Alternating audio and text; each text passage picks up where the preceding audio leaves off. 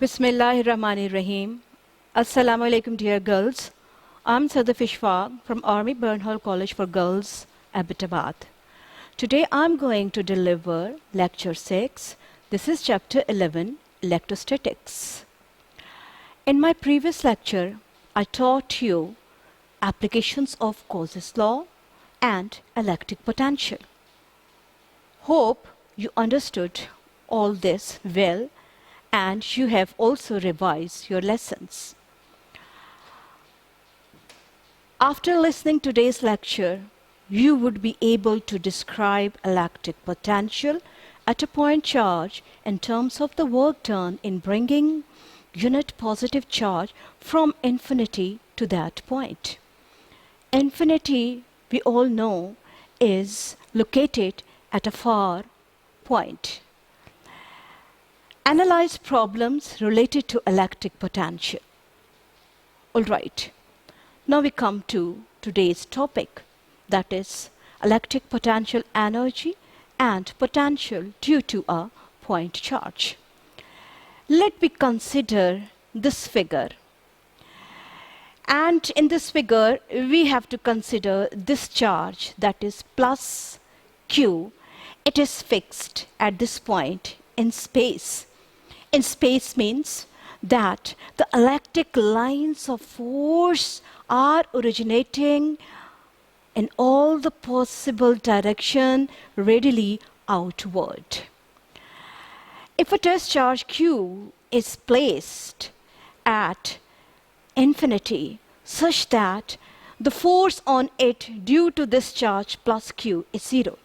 So we notice one thing, that here is a positive test charge located at a far point, say at infinity.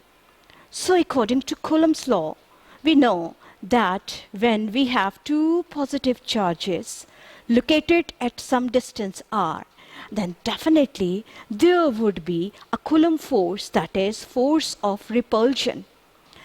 As the distance between the two charges is very large, that's why Coulomb force decreases to 0.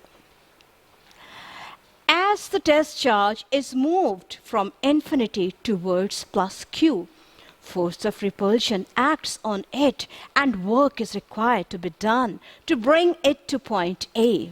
So what we are doing, we are displacing, we are bringing this positive test charge plus Q from infinity towards Q charge, and in between there is a distance r, and when the charge is displaced from infinity to point A, say this is point A, then this charge experiences a force of repulsion because of these two positive charges.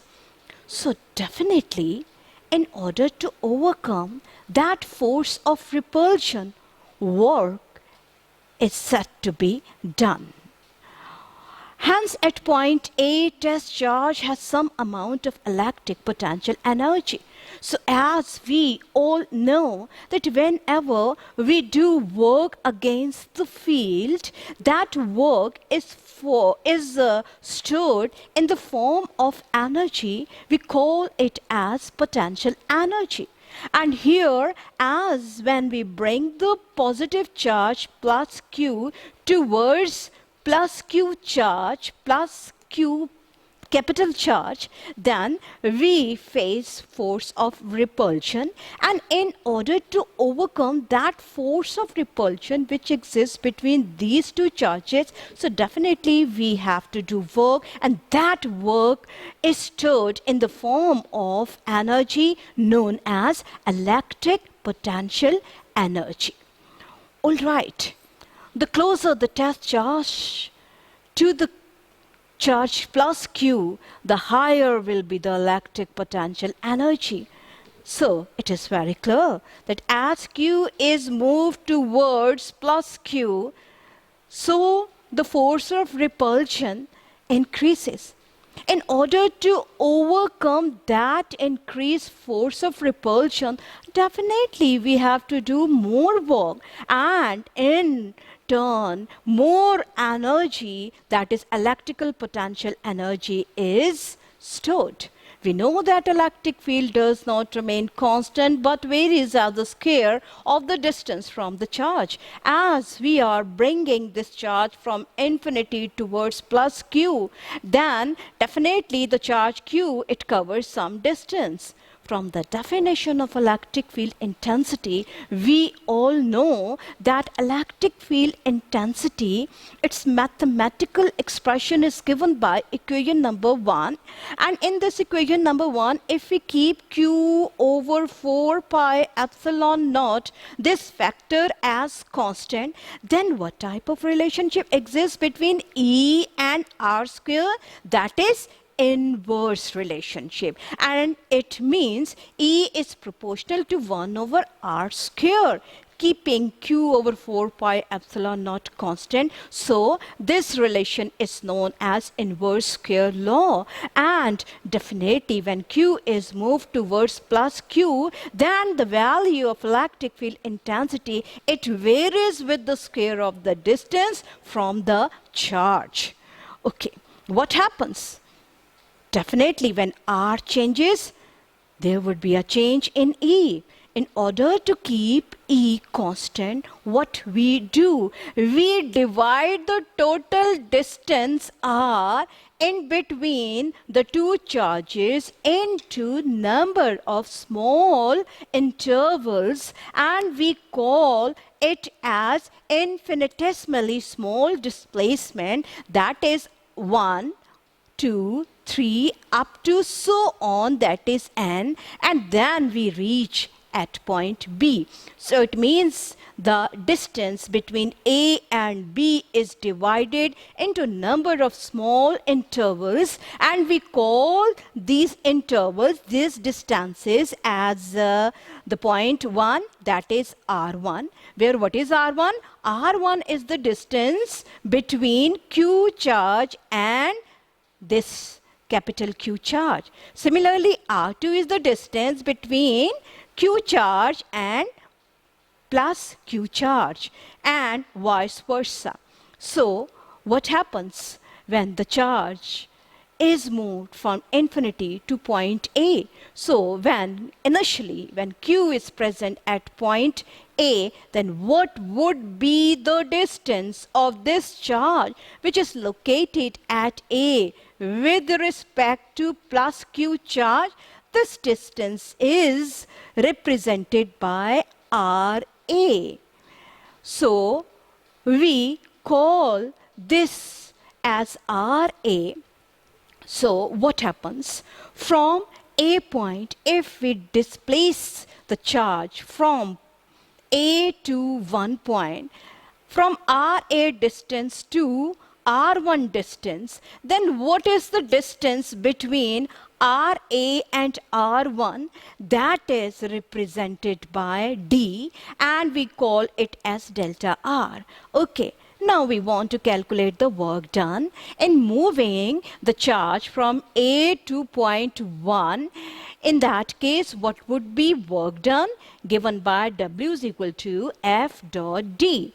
Where in this equation, what is F? F is the force. And if you remember the first lecture, I told you about this equation that electric field intensity is equal to force, that is electric force per unit charge. And from that equation, when we eliminate for F, we get F is equal to E into Q. Where what is F? F is the Coulomb's force which exists between these two charges, plus Q and plus capital Q.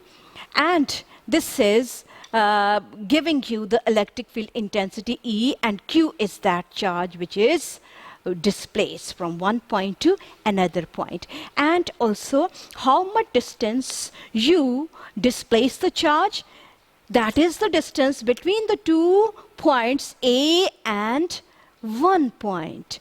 That is RA to R1, and this distance is given by delta R. So when we put these two terms in this equation, because what is the significance of negative sign over here? The negative sign shows that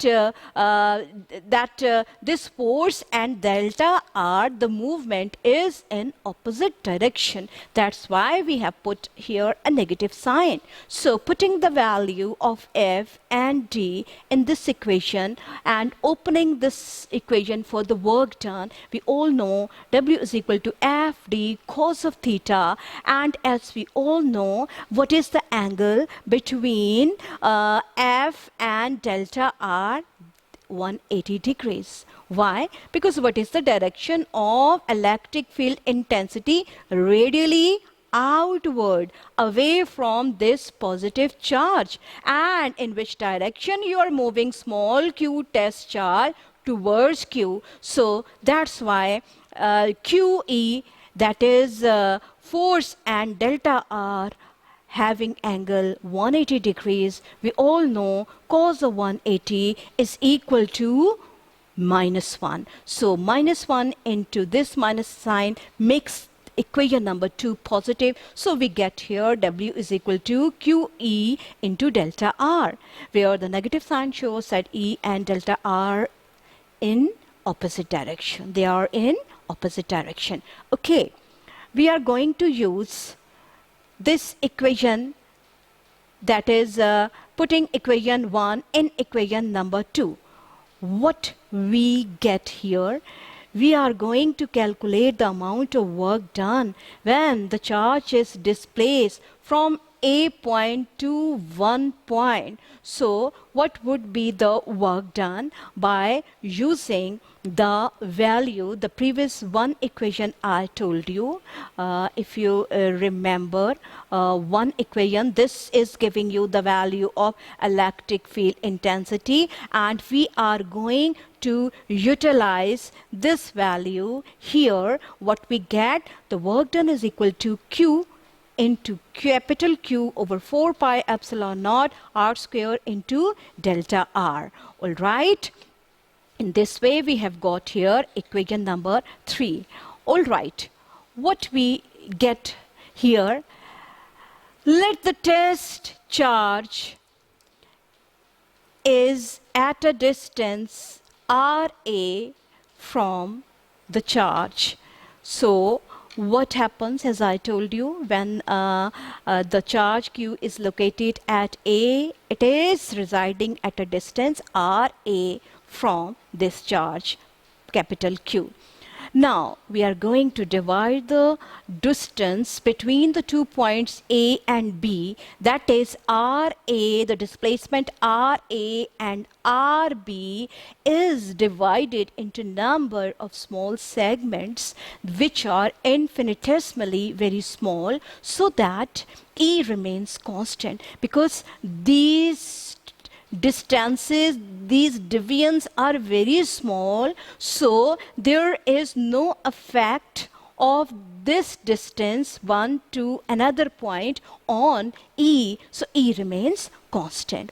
First, charge is displaced between RA and R1, as I told you earlier.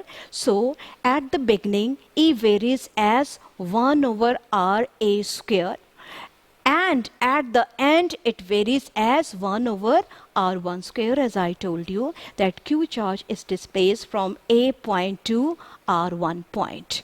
All right. Since 1 over R square over a small displacement is given as, we have to find this 1 over R square is basically the average value of the distance, and symbolically it is represented by these sashes. Okay, so we can write definitely we have to find the value of 1 over R square, and do remember this R square is basically the average value of R. So as the charge Q is moved from A to R1, so RA to R1 point. So in that point, in that distance, to that distance, we have to find a single value of the distance, that is R. And how to find the single value of R? So to find the average R, we have to use relation A. We all know that when there are 2 points, so the average value, sum of the quantities divided by number of quantities, what we get? RA plus R1 over 2. All right. From this figure, let me say this is point A, this distance A to this charge is RA, all right. This distance, when charge Q is displaced from A to 1 point, so this distance is giving you R1. So how to find the distance between the two displacements? That is RA, this total, minus R1 gives you this distance, all right? And this distance is given by delta R. It means we have got here another equation given by RA minus R1. Okay, in C relation, in equation number C, what we have done? We have eliminated the expression for R1. So we shift minus R1 on other side of the equation. So what comes? It is equal to delta R plus R1 is equal to RA. All right. So we have to use this C relation in relation A. In equation number A, we have to use this value of RA, which we eliminate in equation number C. So we get this equation delta R plus R1, delta R plus R1 plus this previous R1 whole divided by 2. All right. As we all know, R1 plus R1 is giving you 2R1. So delta R plus 2R1 over 2. All right. So we just split this and we get here, it could be written as delta R over 2 plus 2R1 over 2.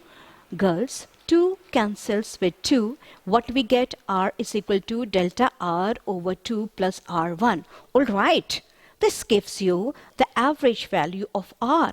But what is needed in the equation? In order to calculate the work done, we don't need R. We actually need to find R square. So what to do? It is very obvious that we have to take square on both sides. Taking square on both sides, squaring both sides, what we get? We get here this relation. You notice because delta R over 2 plus R1 whole square. So this relation within the bracket, it could be opened by making use of formula A plus B whole square. We all know this. A plus B whole square is equal to what? A square plus 2 into first term into second term plus square of B. Just in the same way, this is the first term, squaring of first term. This is the second term, squaring of second term plus 2 into first term into second term. All right. So here 2 cancels with 2. What we get? R square is equal to delta R square over 4 plus R1 square plus delta R into R1 because 2 cancel. So what we get here? In that case, we also notice one thing. As earlier, right now, I told you about delta R. Delta R is the distance between the 2 points A and 1 point. As the division of the distance is made very small in very small segment. That's why delta R itself is very small. What happens here in this equation? When you square a small term, it becomes negligible, smaller and smaller, so that we can neglect it. So, neglecting delta r square, what we get? We get here equation number D, that is r square is equal to, so neglecting this term, this goes to 0. What comes? R square is equal to R1 square plus delta R R1. All right. So what we have to do, we are going to use equation B in equation D.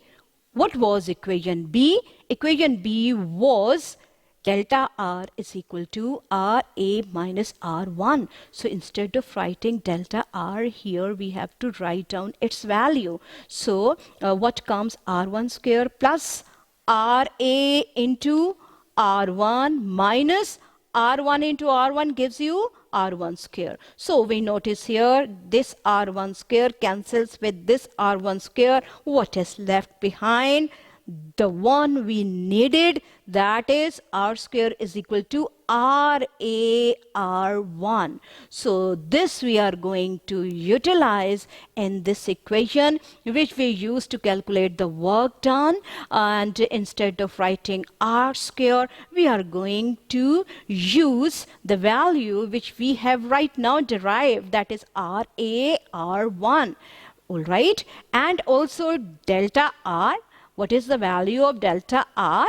It was RA minus R1. So we are going to use the value of R square and delta R in this equation in order to calculate the work done. So what comes here? We have written this in a proper way, that what would be the work done when we bring a test charge from point A to point 1. So in doing so, what would be the total work done? It is given by this equation. So separating, because Q over 4 pi epsilon naught, it could be written outside the bracket because these are constants.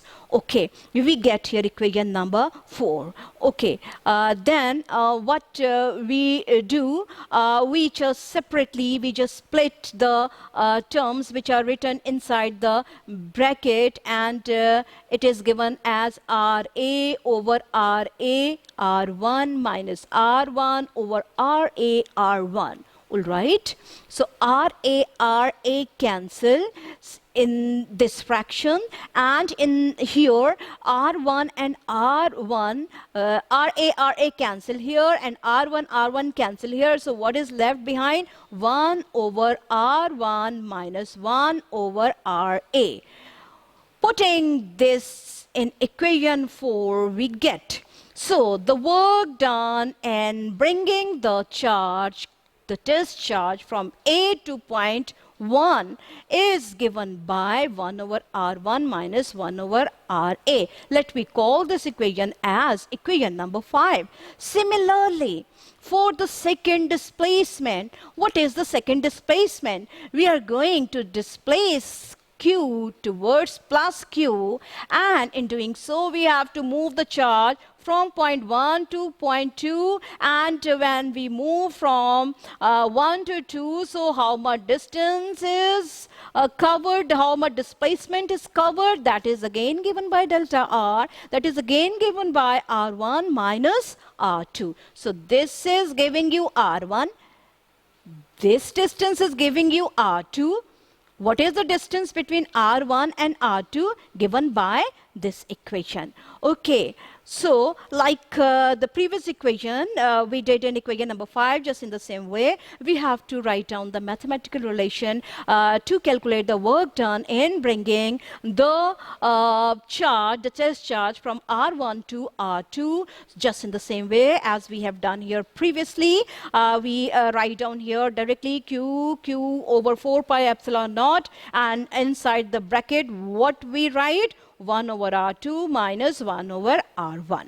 This gives you equation number 6. All right. Now, we move further and reach here some point, say point N. That gives you Rn with respect to charge plus Q. So what is the distance between Rn point and Rb point? That is again given by delta R. That is delta R in moving the charge from N point to point B. This is the final point. So what would be the displacement? That is given by Rn minus Rb. So now we calculate the work done in moving the charge, that is the test charge, from Rn to Rb is given by equation number 7. This is given by Q over 4 pi epsilon naught. Within the bracket we have 1 over Rb minus 1 over R1. All right. So we have to calculate, definitely we have to calculate the total work done in bringing the object from point A to point B. What will you do? Yes, we have to add all the work done. That is work done in moving the test charge from Ra to Rb.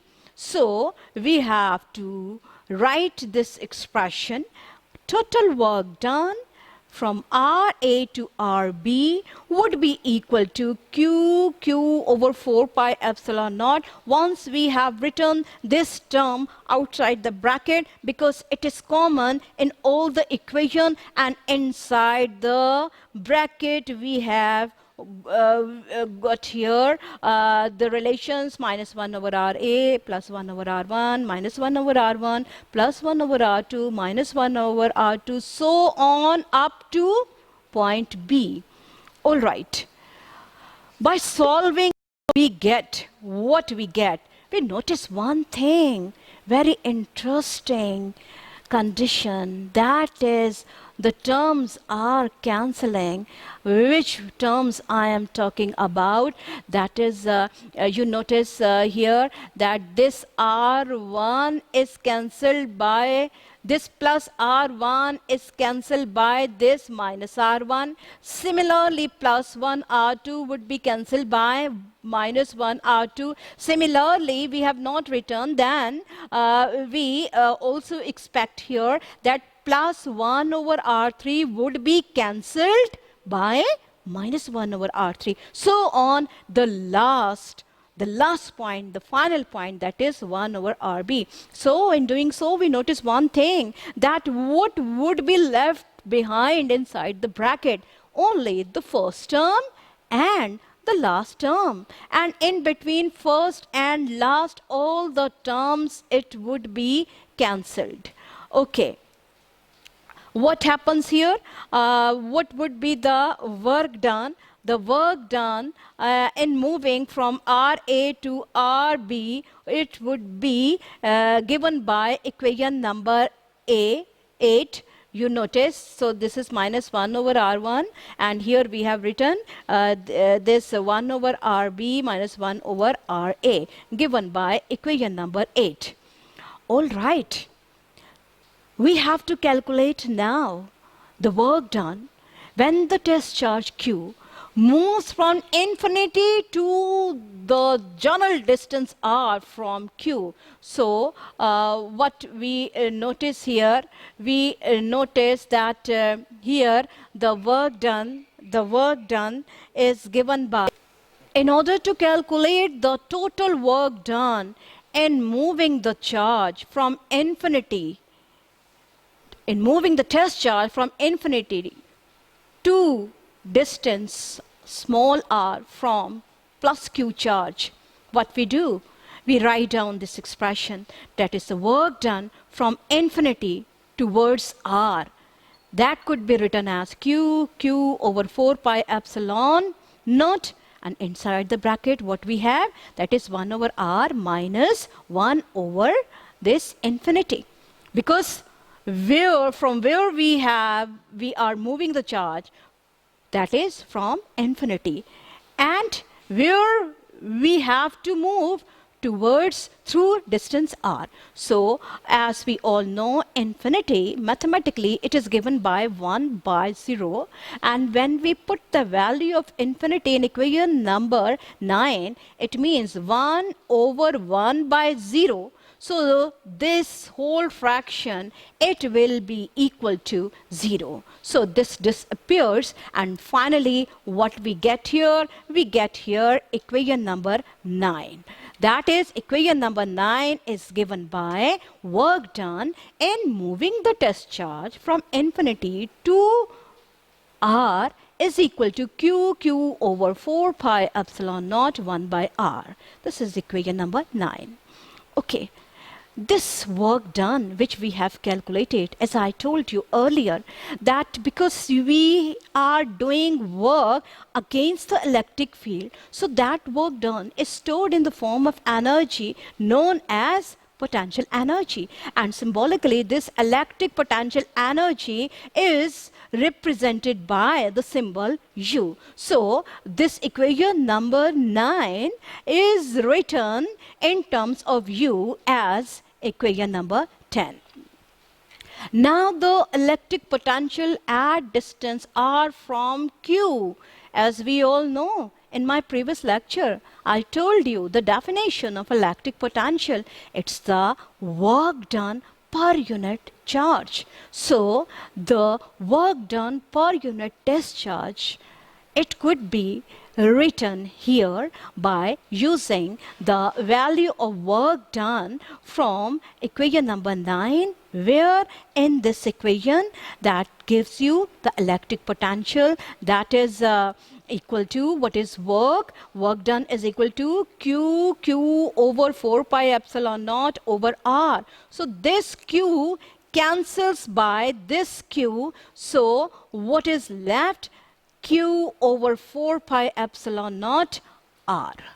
So we have got this relation.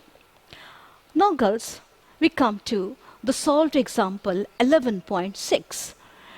In this solved example, first of all, I state a point charge of 3 microcoulomb is placed at point O. So let me say that this is point O, and at this point there is some magnitude of charge 3 microcoulomb, it is placed, and this point O is placed in between 2 points M and N through 3 centimeters. So M and N, the total distance is 3 centimeter, and point M is at the point M is 2 centimeter from the charge and N is 1 centimeter from the charge. What is the potential difference? Vm minus Vn.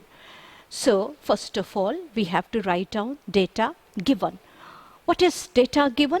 The location of charge with respect to some points M and N. So this is the point O where charge is located. All right. So with respect to M, we call this distance as Rm. So Rm is given by 2 centimeter. We have to convert it into meters. We divide it by 100. What comes? 2 into 10 to the power minus 2 meters. All right. Now, what about this distance? That is the distance between O, that is the charge with respect to point N, that is given by Rn, and this distance is given by 1 centimeter. 1 centimeter, it should be converted into meter, dividing by 100, what we get, 10 to the power minus 2 meters. What is the magnitude of the charge which is located at point O? It is given by 3 microcoulomb, and we all know micro stands for 10 to the power minus 6. So what we get, Q is equal to 3 into 10 to the power minus 6 coulombs. All right. And what is the value of electric constant? That is 9 into 10 to the power 9 Newton meter square per coulomb square. Okay, this was given. What is required? We have to find Vm minus Vn. Where what is Vm? Electric potential at point M minus electric potential at point N. This difference in the two potentials we have to find. Solution. First, we have to find the value of Vm and Vn. So, this could be done by using here this equation which we have derived right now, that is V at m is equal to k q over rm. All right, we have to put the value of k, q and rm. After putting this value, and you notice one thing, how we have derived the units too. So what we get, Vm is equal to 13.5 into 10 to the power 5 volts. As we all know, joules per coulomb is equal to volts. So we get here the unit of electric potential as volt. Similarly, how to find the electric potential at N? By making use of equation number 2, that is Vn is equal to kq over Rn. By putting the value of k, q and Rn from data given, what we get? We get here Vn, that is 27 into 10 to the power 5 volts. So we have to find Vm minus Vn. So after putting the value of Vm from 1 and 2, what we get? We find the difference in the two electric potentials, and what we get? The answer is 13 minus 13.5 into 10 to the power 5 volts.